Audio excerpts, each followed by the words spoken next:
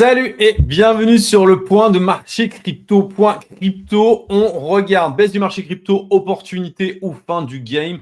Je fais le point dans cette vidéo. On a fait un gros tour cette semaine sur les lives et dans tous les cas, là, on m'a demandé un focus, donc je te le donne. Allez, 3, 2, 1, c'est parti, mon kiki. Dans tous les cas, bien sûr, je t'invite à me suivre et à t'inscrire sur la chaîne YouTube ou bien évidemment me suivre sur mon feed Twitter sur lequel je poste un certain nombre de choses toute la journée pour tenir bien informé au maximum. Dans tous les cas, Fear and Greed Index toujours à 66, c'est plutôt bon puisque la grid commence à baisser.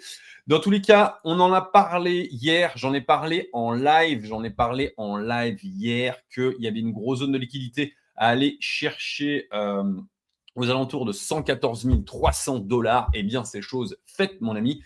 On y a été et clairement, c'est absolument magnifique ce qui est en train de se passer. On a une possibilité, j'avais donné 2 scénarios. Le premier avec une baisse, allez, on va récupérer les 115 000, 114 000 $ et on retourne direction les 120, 121 000 $. Eh bien, clairement, il y avait deux scénarios, c'était ou l'un ou l'autre. Je pensais plus qu'on allait chercher en bas pour retirer vers le haut, pour exciter un petit peu tout le monde. Eh bien, c'est chose faite. Je l'ai montré ici parce que on avait le gros bloc de liquidité. Pour ceux qui me connaissent, vous le savez, les golden tickets, je les appelle comme ça, c'est les grosses zones de liquidité là que l'on a là. Eh bien, pour le coup, regardez-moi ça, elle est massive, celle entre 120 et 121 000, 122 000 $. Il y en avait une à aller récupérer ici. On est clairement allé. Pourquoi on a été ici? Pour deux raisons. La première, c'est que il y avait de quoi faire, en tout cas sur le marché Bitcoin, CME et altcoin. Et également, on a le gap CME, j'en parle encore et toujours. J'avais dit les gars, potentiellement, on ira le récupérer. Eh bien, c'est chose faite. On l'avait touch ce matin et on l'a terminé là. Voilà, on l'a eu ce matin. On l'a testé dans la nuit. Et bien là, on est venu, on est dessus. C'est absolument magnifique. Concrètement, est-ce qu'il faut flipper maintenant? J'ai envie de te dire non, c'est plus vraiment le bon moment. Maintenant, il y a un scénario que moi je préconise pas forcément. C'est le retour aux alentours de 112 000 $. Concrètement, je ne pense pas qu'on y aille pour la bonne et simple raison, c'est qu'il y a tout le monde qui attend ces 112 000 $. Et quand la majorité parle d'un chiffre, généralement, on n'y va pas. Donc, également, le gap sur le contrat à terme, sur l'ETF de chez BlackRock qui vient combler son premier gap. La semaine dernière, non, mardi, j'ai dit, les gars, vendredi, on a comblé le gap. Mais il reste une petite bricolette. Il restait une toute petite bricolette là de 0,83%. Eh bien, on a fait quoi? On la touch.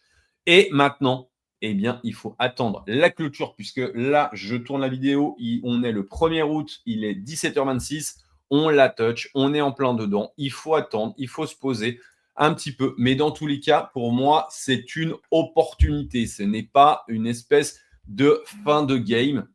Et dites-moi en commentaire, tiens, si vous êtes d'accord avec moi. Et le fait est que, pourquoi? Eh bien, parce que c'est exactement ce que je viens de vous expliquer. La majorité ne s'attendait pas à ça. En tout cas, moi, j'en ai parlé à la communauté sur Sophisticated Trader, sur Invested Capital. Eh bien, on était là, on était dans le game, j'en ai parlé. Regardez, le game changer, il était là. J'ai dit, là, il y avait un point d'interrogation. Je l'avais mis, j'en ai parlé à la communauté. Les lives le mardi à 16h et le jeudi à 16h, eh bien, je leur ai dit potentiellement, on va aller combler ce gap. C'est chose faite. Gling. On l'a fait, on l'a comblé. Pour le moment, ça reste, ça réfléchit un petit peu, ça se pose. Il faut digérer la baisse. Mais dans tous les cas, ça, c'est vraiment, vraiment très, très, très, très clean. Il y a une chose, c'est que vous connaissez pour ceux qui me suivent, les indices, les index et surtout les actions adossées à la crypto sont clairement dans le rouge aujourd'hui.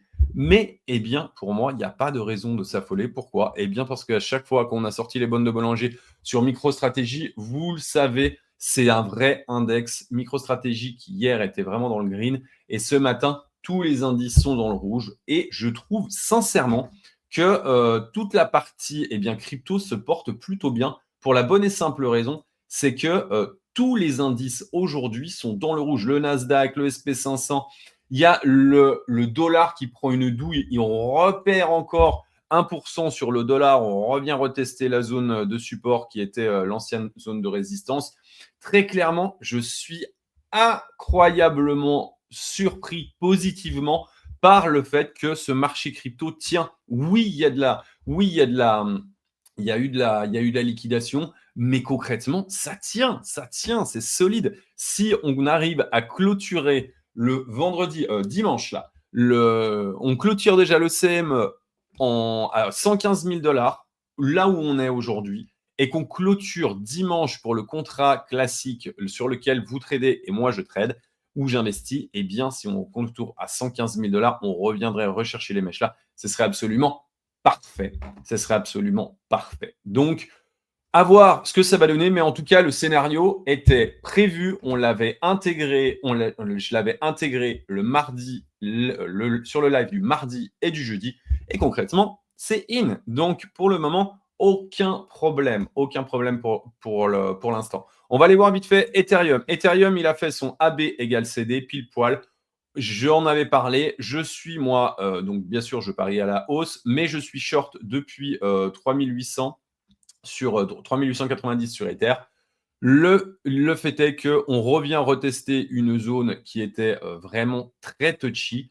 Maintenant, il faut que cette zone tienne. Pourquoi? Parce que si la zone ne tient pas, eh bien, on retournera aux alentours des 3136. Les 3136 où il y a deux zones. La zone des 3100, 3150, il y a une zone sur le Max Pain de CoinGlass qui annonce cette zone qui est vraiment touchy. Et il y a également cette zone il y a une grosse zone de liquidité, un golden ticket pour le marché. Donc potentiellement, on y retourne. Si on y retourne, c'est pas très grave. Pourquoi? Eh bien parce qu'on reviendrait en fait simplement refaire une structure comme on avait fait là. Le marché respire un peu, digère toute cette hausse quand même. Ethereum, parti le 21 juin, le 23 juillet, un mois après, il a fait quand même 87%. Donc on digère la hausse, tranquille, on reste à la cool. L'objectif étant, c'est de tenir les supports. S'ils ne tiennent pas, on va revenir retester le bas de Bollinger et puis la MA50 qui sert de support pour le moment. En tout cas, c'est un vrai gros support dynamique. Dans tous les cas, j'espère que cette petite vidéo vous a servi. Mon objectif à moi, c'est simplement de vous donner des informations. Il n'y a pas de conseil en investissement. L'idée, c'est vraiment de se dire que le scénario se déroule comme on avait prévu. L'objectif du marché, c'est d'aller chercher des liquidités. C'est exactement ce qu'il a fait aux alentours de 114 000 $. Il est allé également combler son gap, le gap CME à 114 440 $, voire un petit peu en dessous, pour aller chercher vraiment la zone extrême de liquidité. Eh bien, maintenant, on va le laisser se poser, ce marché, et puis pour pouvoir repartir et reprendre la direction du range, de l'ancien range, et puis de structurer pour un potentiel plus haut.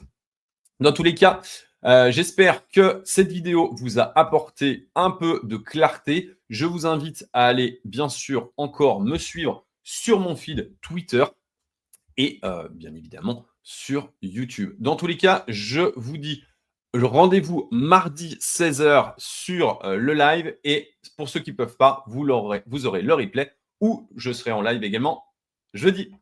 Je vous dis à tout bientôt. Ciao.